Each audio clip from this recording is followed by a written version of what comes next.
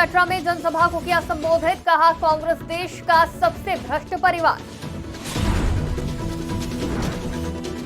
अमित शाह ने सहकारिता मंत्रालय द्वारा राष्ट्रीय सम्मेलन का हुआ आयोजन, कहा सहकारिता आंदोलन अप्रासंगिक होता जा रहा। हरियाणा चुनाव के लिए भाजपा का संकल्प पत्र जारी, महिलाओं को हर महीने 2100 रुपए और अग्निवीरों को नौकरी का वादा। मूसलाधार बारिश, पश्चिम बंगाल का हाल बेहाल, सीएम ममता ने बाढ़ प्रभावित इलाकों का किया दौरा। नमस्कार, आज की खबर में आपका स्वागत है। मैं हूं आपके साथ शिखा मेहरोत्रा। शुरुआत करते हैं आज की बड़ी खबरों की। विधानसभा चुनाव के पहले चरण के एक दिन बाद यानी आज प्रधानमंत्री नरेंद्र मोदी ने कटरा में रैली को संबोधित किया, जहां प्रधानमंत्री नरेंद्र मोदी ने कहा कांग्रेस का शाही परिवार देश का सबसे भ्रष्ट परिवार है। यह परिवार भारत में भ्रष्टाचार की कुरीति का जन्मदाता है, उनका पोषक है। इनकी हिम्मत देखिए, ये डोगरों की धरती पर आकर यहाँ के राज परिवारों को भ्रष्ट कहते हैं। परिवार है ये परिवार भारत में भ्रष्टाचार की कुरीति का जन्मदाता भी है और पोषक भी है। और इनकी हिम्मत देखिए, ये डोगरों की धरती पर आकर यहां के राज परिवार को भ्रष्ट कहते हैं। कांग्रेस के नेता ने डोगरा विरासत पर ये हमला जानबूझकर किया है। ये मोहब्बत की दुकान के नाम पर नफरत का सामान बेचने की उनकी पुरानी नीति है। मोदी सरकार के पहले 100 दिनों में सहकारिता क्षेत्र में किए गए कार्यों पर राष्ट्रीय सम्मेलन का आयोजन हुआ, जहां कार्यक्रम को संबोधित करते हुए केंद्रीय गृह एवं सहकारिता मंत्री अमित शाह ने कहा इस देश में सहकारिता आंदोलन अप्रासंगिक होता जा रहा था। जब इस मंत्रालय का गठन किया गया था तो इसका उद्देश्य सभी गांवों और जिलों में सहकारिता क्षेत्र को पुनर्जीवित करना था। देश में सहकारिता आंदोलन एक प्रकार से अप्रासंगिक बनता जा रहा है। स्वाभाविक रूप से 70 साल में देश में बहुत सारा परिवर्तन हुआ। देश के एडमिनिस्ट्रेटिव खाके पे परिवर्तन हुआ, टेक्नोलॉजी आगे बढ़ गई, अर्थतंत्र के इकोनॉमी के आयाम बदले गए और अर्थतंत्र के चलन में भी ड्रास्टिक बदलाव आया, बहुत भरपूर बदलाव आया। ये सब के साथ सहकारिता आंदोलन के मूल तत्व को संभालकर सहकारिता में जो परिवर्तन करने की जरूरत थी वो समय अनुकूल परिवर्तन नहीं किए गए।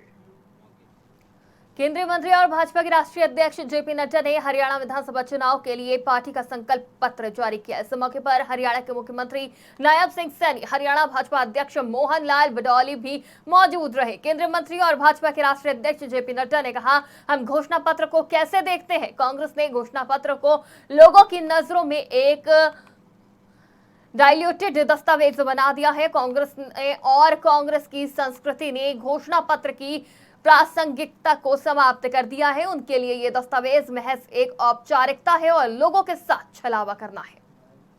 हमने चाहे 2014 का संकल्प पत्र था, 2019 का संकल्प पत्र था, हमने उसको 100% पूर्ण किया। ये संकल्प पत्र हमारे लिए एक ध्येय वाक्य है, हमारा कमिटमेंट है और ये आदरणीय मोदी जी के साथ उनके सहयोग से 100% इसको हम पूरा करेंगे। मुझे खुशी है कि आज लाडली बहना के तहत महिलाओं को 2100 रुपए देने का इस संकल्प पत्र में वो निर्णय किया है। हमारी बहनों को इसका एक बड़ा लाभ मिलेगा और हमने ये भी इस बात को दोहराया है कि हम हरियाणा के किसान की 24 फसलें एमएसपी पर खरीदने का निर्णय हमारा वो जारी रहेगा, क्योंकि हमने कि अपने इस घोषणा पत्र में या संकल्प पत्र में हमने जो मुख्य बिंदु राष्ट्रीय अध्यक्ष जी ने आपके सामने रखे हैं, बहुत एक संतुलित तरीके से हर वर्ग का उसमें ध्यान रखा गया है।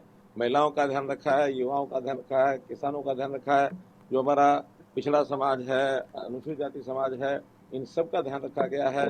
उसके अंदर युवाओं की नौकरियों की भी चिंता की गई है, उनकी स्किलिंग की भी चिंता की गई है, एक से एक बढ़ करके। और जैसा हमारे इस घोषणा पत्र समिति के जो अध्यक्ष ओम प्रकाश धनखड़ जी ने बताया है कि हमने इन सब बातों को इसलिए भी समझ रखा है कि एक बजट का भी ध्यान रखना पड़ता है। आखिर केवल थोथी घोषणाएं करना उसका कोई अर्थ नहीं होता है।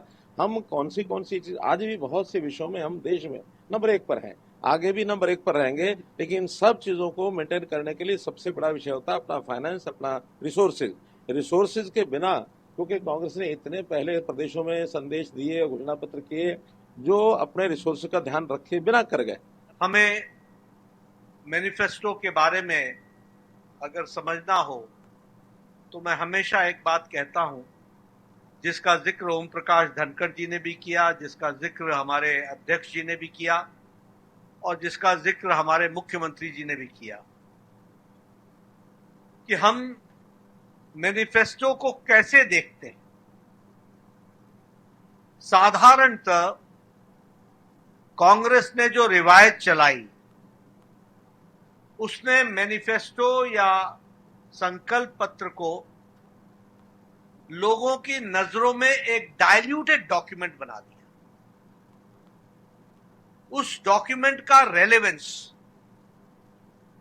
कांग्रेस ने और कांग्रेस की संस्कृति ने लंबे समय में उसकी रेलेवेंस को समाप्त कर दिया।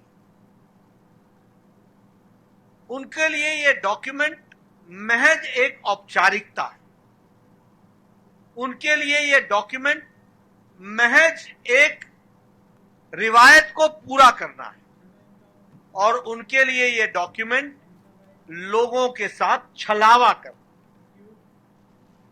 पश्चिम बंगाल की मुख्यमंत्री ममता बनर्जी ने हावड़ा में बाढ़ प्रभावित इलाकों का दौरा किया। उन्होंने कहा ये बारिश के लिए नहीं है, हाँ 4-5 दिन बारिश हुई लेकिन हम इसे बर्दाश्त कर सकते हैं। हमारे पास बहुत सारे बुनियादी ढांचे और सिस्टम है, लेकिन मैं अन्य क्षेत्रों से छोड़े गए 5 लाख क्यूसेक से अधिक पानी को बर्दाश्त नहीं कर सकती। मेरी जानकारी के अनुसार डीवीसी बांध की क्षमता 100% से घटकर केवल 36% रह गई है। ये निश्चित रूप से केंद्र सरकार की लापरवाही के कारण है। और क्या कुछ आप भी सुनिए।